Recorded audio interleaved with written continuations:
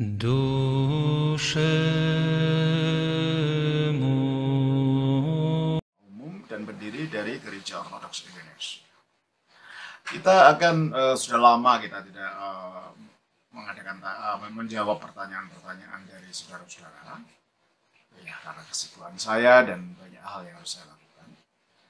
Kali ini saya akan menjawab pertanyaan kita kembali seperti jawaban-jawaban yang saya lakukan pada program-program sebelumnya.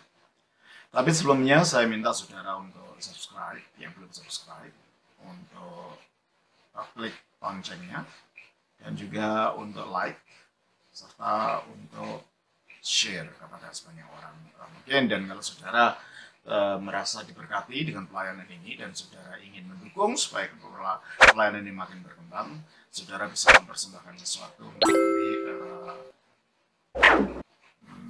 rekening bank yang ada di dalam di tempat ini, ya, di program ini. Kali ini pertanyaan datang berasal dari Bapak Edi Susiono yang berasal dari Desa Jajak, Banyuwangi. Karena pertanyaannya ini melalui pesan, ya. Jadi tidak bisa saya tulis semua. Saya berikan inti dari pertanyaannya. Intinya adalah, apakah aturan-aturan yang berlaku dalam gereja ortodoks sama saja seperti kembali pada hukum Taurat, mengikuti aturan-aturan? Contohnya, roti perjamuan, tidak boleh roti yang semua kita, tidak boleh bisa dibeli di toko, harus ada aturannya sendiri, dan lain-lain. Ya, pertanyaan ini mungkin muncul dari pernyataan kitab suci yang kelihatannya disalah mengerti. Kita baca dari Roma pasal yang ketiga, ayat 21, 22 sampai 28.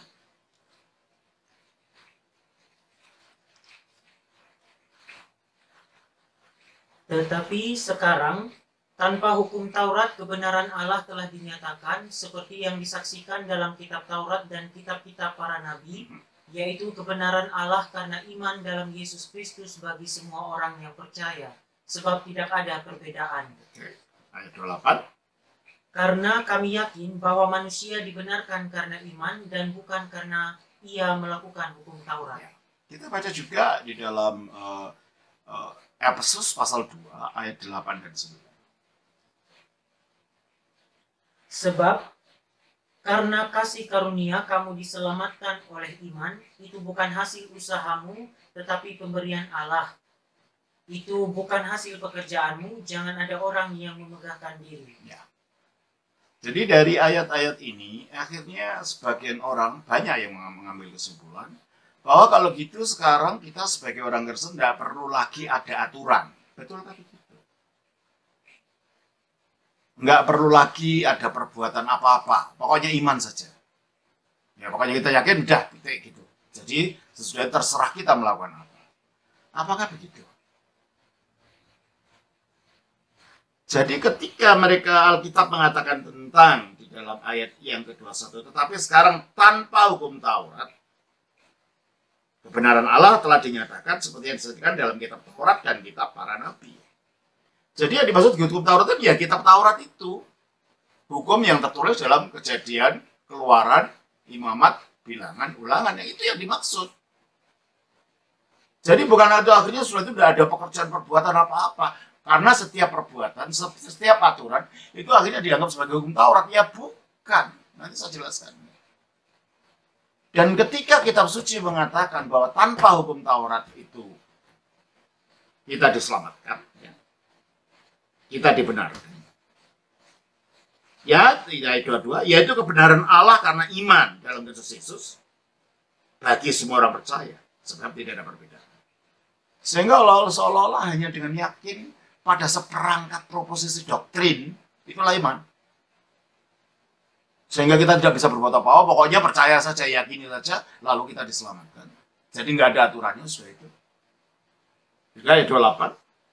Karena kami yakin bahwa manusia dibenarkan karena iman dan bukan karena ia melakukan hukum Taurat.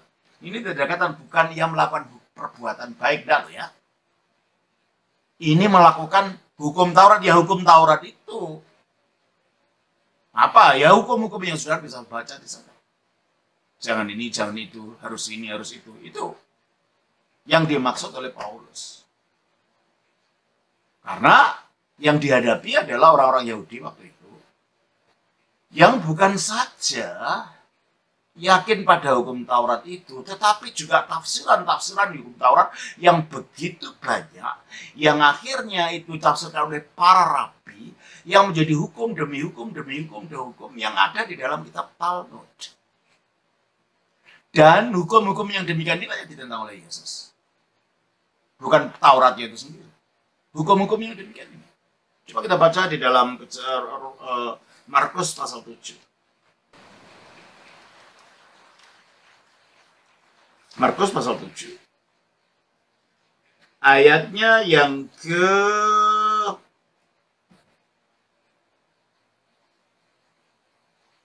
3 sampai dengan ayat yang ke 4. Sebab orang-orang Farisi seperti orang-orang Yahudi lainnya tidak makan kalau tidak melakukan pembasuhan tangan lebih dulu. Karena mereka berpegang pada adat istiadat nenek moyang mereka. Maksudnya pada tradisi nenek moyangnya, tradisi para rabi, para pemimpin agama yang dulu-dulu maksudnya. Terus? Dan kalau pulang dari pasar, mereka juga tidak makan kalau tidak lebih dahulu membersihkan dirinya.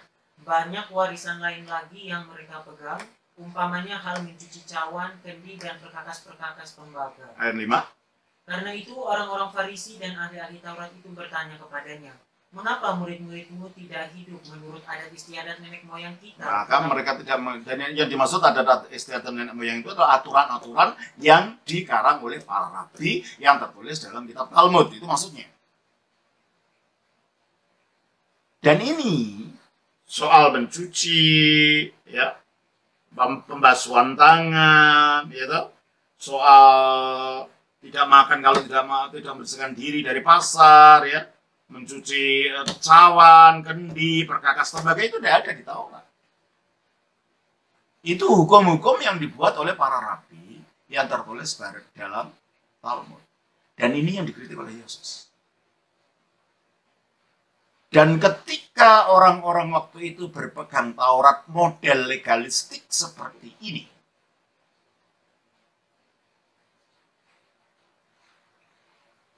dan legalisme semacam ini dianggap itu membawa kepada keselamatan. Itulah yang keliru. Karena keselamatan itu apa sih? Selamat itu bukan karena kita menumpuk perbuatan baik, lalu mendapat pahala dari perbuatan baik, kita masuk surga. Bukan itu. Makanya ketika di dalam Efesus pasal 2 ayat 8 dan 9, oleh kasih karunia, kita diselamatkan. Kasih karunia apa? Pemberian cuma-cuma. Nah, selamatkan itu apa? Selamat dari apa? Gitu loh. Selamat dari dosa, selamat dari iblis, selamat dari kematian. Karena kita berasal di bawah kekuatan kekuatan negatif ini. Nah, agama tidak bisa melepaskan kita. Perbuatan baik tidak bisa melepaskan kita dari kematian, dari iblis, dari kuasa dosa. Yang bisa melepaskan kita dari kematian siapa? Yang bisa mengalahkan kematian siapa? Hanya kalau ada yang pada dirinya tidak memiliki kematian. Dan itulah Allah yang punya diri. 1 Timotius 6 ayat 16. 1 Timotius 6 ayat 16.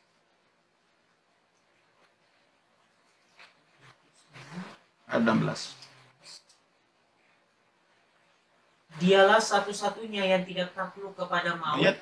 Dialah satu-satunya yang tidak takluk kepada maut. Kalau dia tidak takluk kepada maut, maka dialah yang dapat mengalahkan kematian. Itu satu. Yang kedua, siapa yang dapat mengalahkan dosa? Hanya kalau ada dia yang tidak punya dosa sama sekali. Baca 1 Yohanes pasal 3 ayat yang ke-5. 1 Yohanes pasal 3 ayat 5. Dan kamu tahu bahwa ia telah menyatakan dirinya supaya ia menghapus segala dosa, dan di dalam dia tidak ada dosa. Di dalam dia tidak ada dosa. Hanya yang tidak punya dosa sama sekali inilah yang dapat mengalahkan dosa. Kita baca juga Ibrani pasal 4, ayatnya 15. Sebab imam besar yang kita punya bukanlah imam besar yang Maksudnya Kristus ini ya. bukanlah imam besar yang tidak dapat turut merasakan kelemahan-kelemahan kita. Sebaliknya sama dengan kita, ia telah dicobai, hanya tidak berbuat dosa. Tidak berbuat dosa, tidak ada dosa. Yesus itu. Kalau begitu, dialah yang dapat mengalahkan dosa. Dan siapa yang dapat mengalahkan iblis?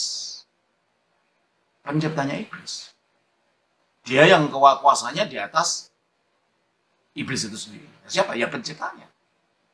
Kristus adalah firman-Nya Allah yang melalui dia semua diciptakan, termasuk makhluk roh dan termasuk iblis. Kolose 1 ayat 15-19. Ia adalah gambar Allah yang tidak kelihatan, yang sulung, lebih utama dari segala yang diciptakan. Karena di dalam dialah, Di dalam dia, maksudnya ini sebagai firman-Nya Allah ya, terus telah diciptakan segala sesuatu yang ada di surga dan yang ada di bumi, yang kelihatan dan yang tidak kelihatan. di alam yang tidak kelihatan termasuk di dalamnya iblis. Itu diciptakan oleh gambar Allah ini, oleh firman Allah ini ketika turun jadi manusia namanya Yesus. Oleh karena itu Yesus itu kuasanya lebih tinggi dari segala makhluk apapun termasuk iblis. Oleh karena itu hanya dia yang dapat mengalahkan iblis. Jadi kalau begitu, yang dapat melepaskan kita dari dosa adalah dia yang tidak punya dosa itu. Yang dapat melepaskan kita dari iblis adalah dia yang kekuasaannya di atas iblis karena dia yang menciptakan iblis. Ya, dia nggak menciptakan iblis, dia menciptakan malaikat. Lalu ada di antara malaikat itu yang memberontak, itu yang jadi iblis. Yang dapat melepaskan kita dari kematian adalah dia yang tidak punya kematian. Tapi kalau dia yang punya semuanya itu tinggalnya di atas sana, ya nggak bisa berbuat apa-apa. Soal kematian, dosa, dan iblis itu ada dalam tubuh kita. Maka yang punya kuasa itu harus menyatu dengan di mana adanya kematian, dosa, dan iblis itu di dalam diri manusia. Itulah firman akhirnya jadi manusia. Dengan jadi manusia, dia mencungkil 3 hal tadi dari dalam. Dia mencungkil dosa. Dosa itu artinya keadaan meleset, kemelesetan dari kodrat. Maksudnya apa? Tadinya manusia diciptakan untuk tinggal di Taman Eden. Ternyata sekarang kita berada di dunia ini penuh dengan kesengsaraan. Artinya manusia diciptakan untuk tidak mati. Untuk hidup selamanya.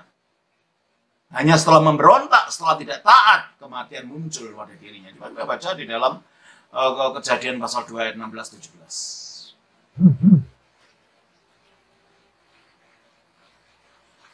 Lalu Tuhan Allah memberi perintah ini kepada manusia.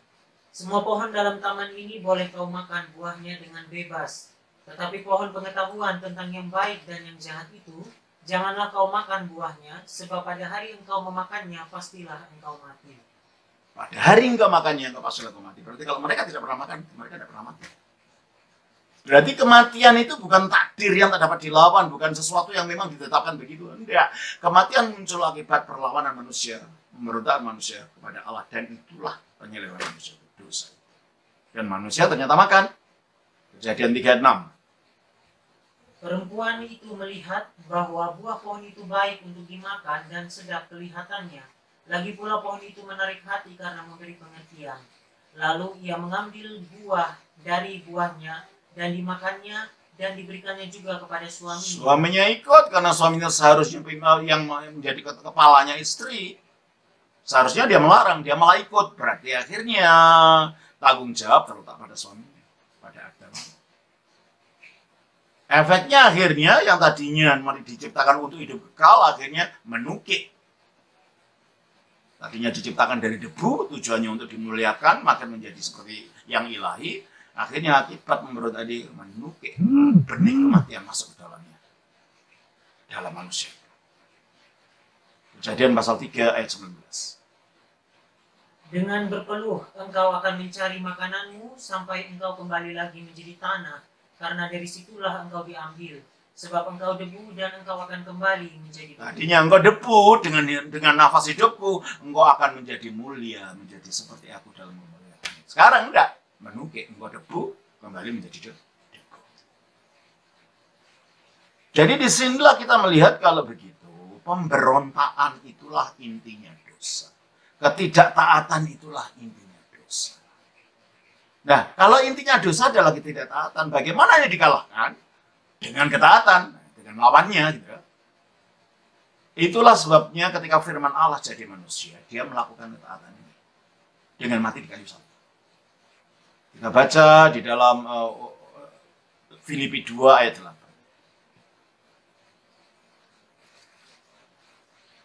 Dan dalam keadaan sebagai manusia, ia telah merendahkan dirinya dan taat sampai mati, bahkan sampai mati di kayu salib. Dalam keadaannya sebagai manusia. Kalau dia tidak berwujud manusia, tidak bisa dia taat. Tidak bisa dia mati. Makanya dia harus jadi manusia. Jadi yang disalibkan itu bukan Tuhan yang roh itu. Kita tahu juga itu. Ada yang mengatakan, Tuhan kok bisa disalib. Kamu tidak ngerti. Di dalam iman Kristen, Sang Firman yang ada lalu jadi manusia, punya tubuh. Kalau dia punya tubuh, ya bisa mati gitu loh.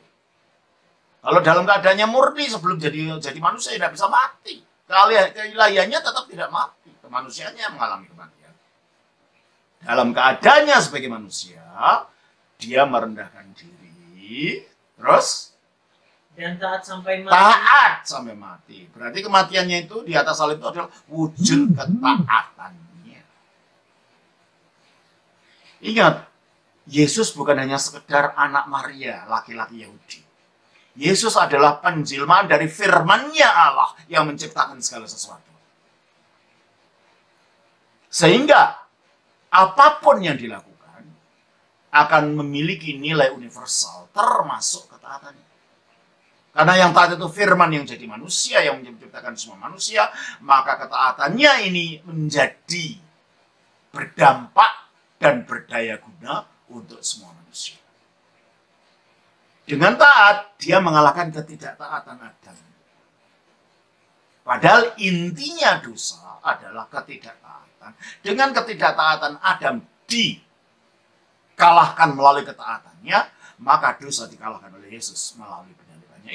Itulah sebabnya kita baca dalam Roma 5 ayat yang ke-19. Jadi, sama seperti oleh ketidaktaatan satu orang, semua orang telah menjadi orang berdosa. Nah, siapa ketidaktaatan satu orang ini siapa? Adam. Semua orang menjadi orang yang meleset dari sasaran, dari tujuan diselamatkan. Tujuan diciptakan. Meleset. Kita jadi mati, kita jadi sengsara, kita jadi terkeluar dari kekekalan, dari Taman Eden. Semuanya ini meleset. Inilah yang bahasa hasilnya hamartia, yang diterjemahkan dalam bahasa Indonesia dosa. Jadi oleh ketidaktaatan satu orang kita mengalami ini semua tadi. Tadinya Adam di Taman Eden. Tidak ada kematian, tidak ada penderitaan, tidak ada umur tua. Akhirnya Adam dibuang, diusir dari Taman Eden. Akhirnya kita ikut mendapatkan apa yang dimiliki Adam sekarang. Kita baca Kejadian 3:24. Ia menghalau manusia itu, dan di sebelah timur Taman Eden ditempatkannya lah beberapa kerub dengan pedang yang bernyala-nyala dan menyambar-nyambar untuk menjaga jalan ke pohon kehidupan. Ya. Jadi jalan ke Taman Eden sudah tertutup oleh kerub. Kerub itu malaikat. Membawa pedang supaya manusia tidak bisa masuk untuk tidak mengambil pohon kehidupan. Kenapa? Karena pada waktu manusia jatuh, dia sudah menjadi jahat. Kalau sampai dalam keadaan jahat, dia makan pohon kehidupan, dia menjadi jahat kekal karena tidak bisa mati. Jadi kayak iblis. Maka Allah tahan itu, supaya manusia tidak jadi jahat kekal, ada kesempatan untuk bertobat, bisa mati, maka tidak diizinkan mengambil pohon kehidupan dalam keadaan sudah jatuh itu. Jadi kematian merupakan kasih karunia Allah sebenarnya. Bukan hukuman. Kasih karunia supaya manusia tidak menjadi jahat kekal. Kejatuhan kekal. Nah, dengan demikian saudara, kalau begitu, sekarang kita menjadi meleset. Inilah hamartia itu. Kembali kepada Roma 5:19 tadi.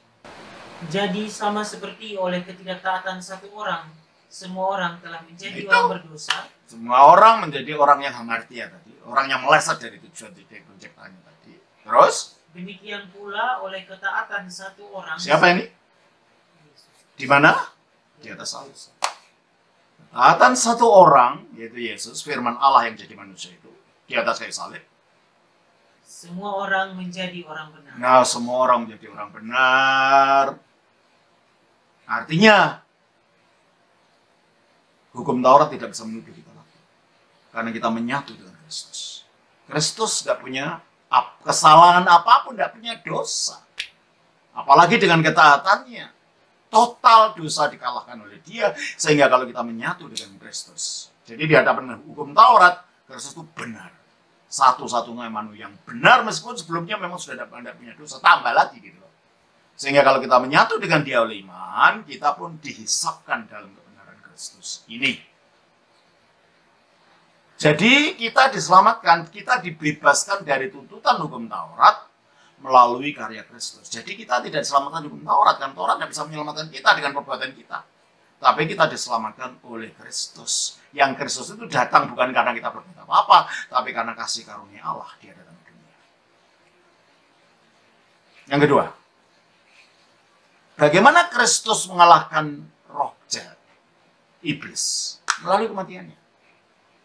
Kalau melalui penyalipannya dia mengalahkan dosa. Melalui kematiannya dia mengalahkan iblis itu. Coba kita baca Ibrani 2:14. Karena anak-anak itu adalah anak-anak dari darah dan daging. Maksudnya kita ini dari darah dan daging. Maka ia juga menjadi sama dengan Maka mereka. ia, yaitu firman Allah tadi, juga menjadi sama dengan kita. Terus Dan mendapat bagian dalam keadaan mendapat mereka. bagian dalam keadaan kita. Dia lahir, dia mati, dia lapar, dia besar, dan semuanya. Dia punya tubuh, dia punya perasaan, dan semuanya. Persis seperti kita. Jadi manusia betul. Supaya apa? Terus kan? Supaya oleh kematian. Nah, kalau tidak punya tubuh bagaimana bisa mati? Dia harus punya tubuh supaya bisa mati. Karena dengan kematian itu ada sesuatu yang dikerjakan. Jadi yang mati itu bukan Allah mati, Tuhan mati itu enggak. Yang mati itu kemanusiaan dari yang dipakainya, yang diambil dari Maria. Keilahiannya tetap tidak mati. Makanya dapat dikatakan Kristus itu mati dalam keadaan tidak mati. Yang mati keadaan jasmaninya, yang tidak mati keilahiannya, dia bisa mati. Ya, supaya oleh kematiannya apa? Teruskan.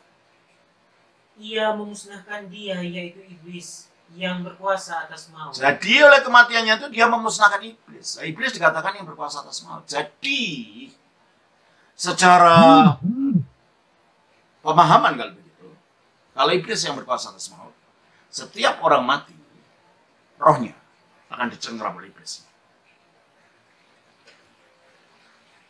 Oleh karena itu orang mati tidak akan keluar lagi, hidup lagi. Enggak. Karena berada di bawah kendalinya iblis. Yesus mati. Loh, kalau gitu apa Yesus juga berada di bawah kendali iblis? Tunggu.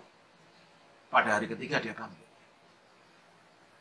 Dan iblis tidak bisa menarik dia kembali turun ke kuburan untuk tetap mati. Berarti iblis tidak berdaya dengan Yesus. Berarti iblis dikalahkan oleh Yesus. Nah, kalau iblis dikalahkan oleh Yesus, yang tadinya kita di dalam kuasa iblis itu, sekarang kita dibebaskan dari kuasa iblis kalau kita menyatu dengan Yesus.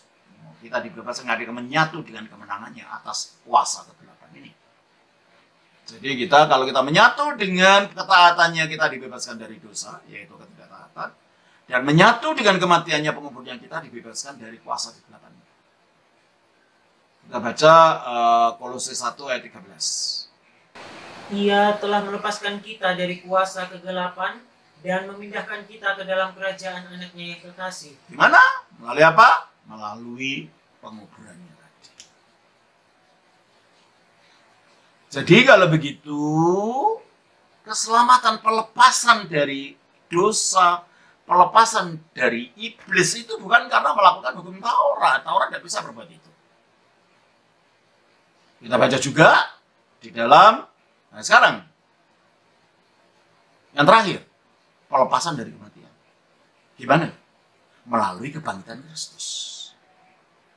Coba kita baca di dalam Roma 6 ayat 9. Karena kita tahu bahwa Kristus sesudah ia bangkit dari antara orang mati, tidak mati lagi. Maut tidak berkuasa lagi atas dia. Kalau maut tidak berkuasa lagi atas dia, berarti apa? Maut dikalahkan oleh Kristus. Berarti dosa dikalahkan oleh penyalibannya, melalui ketaatan total. Iblis dikalahkan oleh penguburannya, melalui si iblis itu sendiri tidak mampu untuk menarik Yesus lagi ke alam maut. Dan kebencian dikalahkan oleh kebangkitannya, melalui dia bangkit dan tidak mati lagi. Dan maut tidak berkuasa atas dia. Karena iblis, dosa, dan maut itulah yang membuat manusia dalam keadaan tidak selamat. Dan Yesus melepaskan itu. Maka melalui iman kepada Yesus kita mendapatkan keselamatan. Dan datangnya Yesus bukan karena agama apapun. Bukan karena perbuatan kita. Bukan karena kita menangis minta-minta. Tidak. Datangnya Yesus semata-mata karena kasihnya Allah. Makanya datangnya Yesus adalah karena kasih karunia. Coba kita baca di dalam Yohanes 3:16. Karena begitu besar kasih Allah akan dunia ini, sehingga ia telah mengaruniakan anaknya Iya yang toh? tunggal. Anaknya yang tunggal itu turun ke dunia dikaruniakan kepada kita karena kasih Allah. Itu berarti kalau begitu datangnya keselamatan itu karena kasih karunia Allah. Bukan karena perbuatan apa-apa, bukan karena agama, bukan karena hukum Taurat, gitu loh. Karena keselamatan itu wujudnya adalah Kristus ini. Maka kembali kepada Efesus pasal 2 ayat 8.